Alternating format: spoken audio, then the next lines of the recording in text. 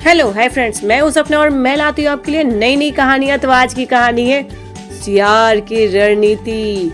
कहानी पसंद आने पर लाइक करना ना भूलें, शेयर सब्सक्राइब तो बिल्कुल ना भूलें और कहानी भर के पूरे मजे लें। एक जंगल में महाचतुरक नामक एक सियार रहता था। एक दिन वह भोजन की तलाश में निकला। भटकते भटकते भटकते एक स्थान पर उसे मरा हुआ हाथी मिल गया, जिससे उसे देखकर कोई खुशी का ठिकाना ही नहीं था। वो तो बहुत खुश हो गया। बाप रे, इतना सारा खाना, इतना बड़ा हाथी, मैं तो आज पेट भर के खाऊंगा। उसके कई दिनों के भोजन की तो व्यवस्था ही हो गई थी। वह हाथी के मृतक शरीर के पास गया और उस पर अपने दांत गड़ा दिए, लेकिन हाथी की चमड़ी तो मोटी थी। बहुत प्रयासों के बाद भी वह उसे चीरने फाड़ने में असफल रहा। थक गया, परेशान हो गया, पसीने पसीने निकल हो गए।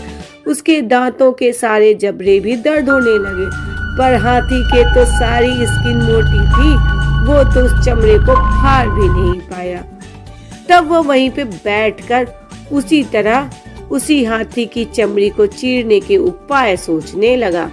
कुछ देर में उसे जंगल का राजा सिंह आता हुआ दिखाई पड़ा, जिसे देख उसने सोचना कि क्यों ना इससे कहा जाए कि इस हाथी की मोटी चमड़ी की चिरवाई कराई जाए, क्योंकि हाथी के तो चमड़ी मोटी है, लेकिन शेर के तो दांत नुकीले तेज तलवार जैसे होते हैं। क्यों ना शेर का फायदा उठाया जाए।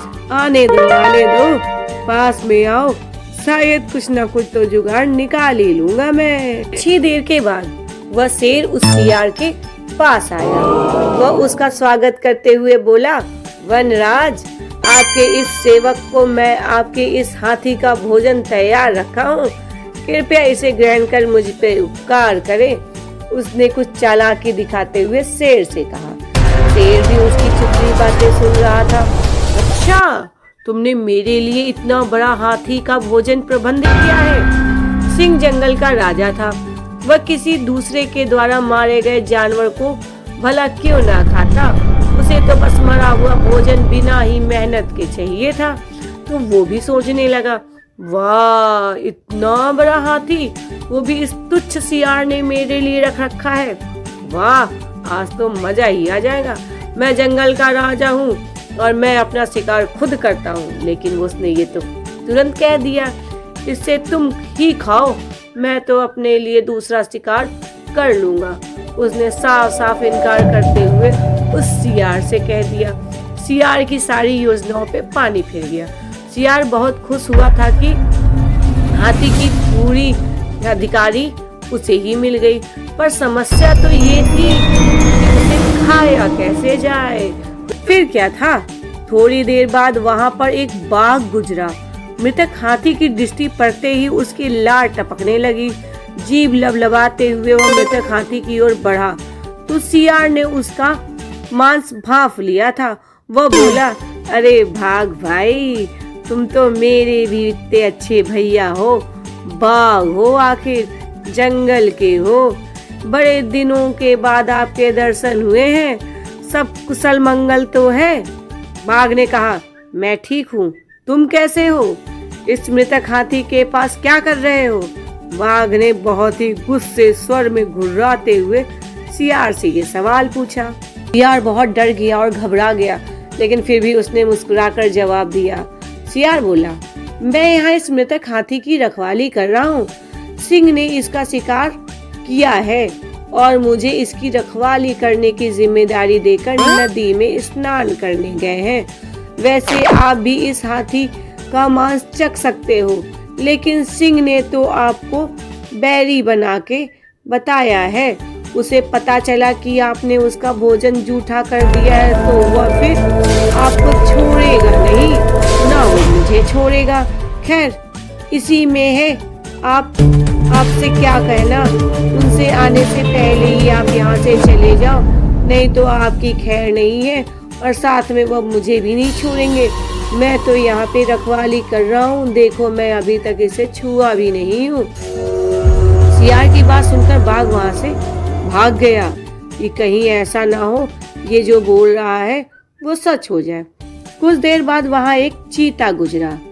चीते को दांत तेज करते हुए देखा।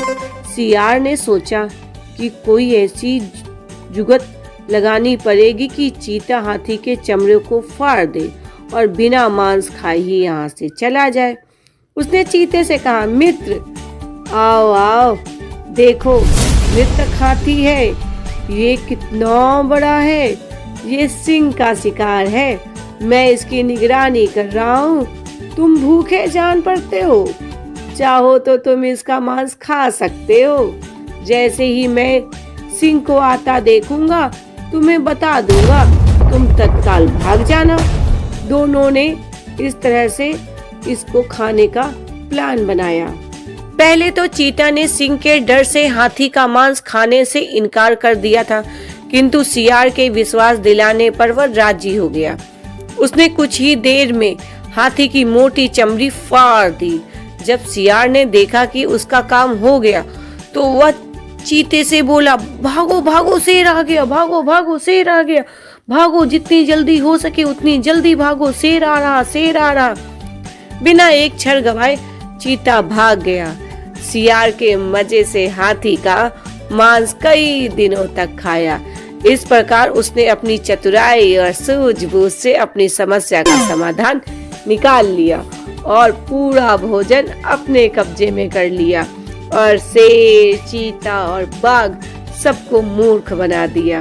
तो सीख, किसी भी समस्या का समाधान सूझबूझ से करना चाहिए और ऐसा कोई भी समस्या नहीं है जिसका समाधान नहीं है।